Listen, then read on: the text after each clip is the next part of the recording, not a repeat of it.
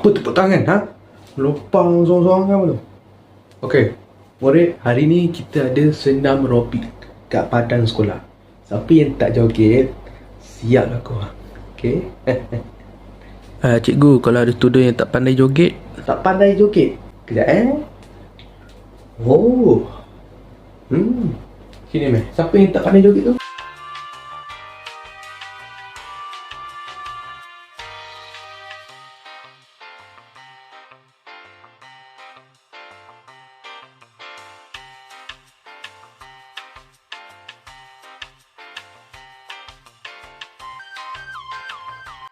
Hai, murid kat belakang tu, buat senaman elok-elok, jangan joget.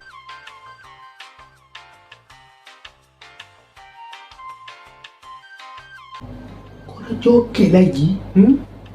Nak ajar dia orang ni. Sini meh.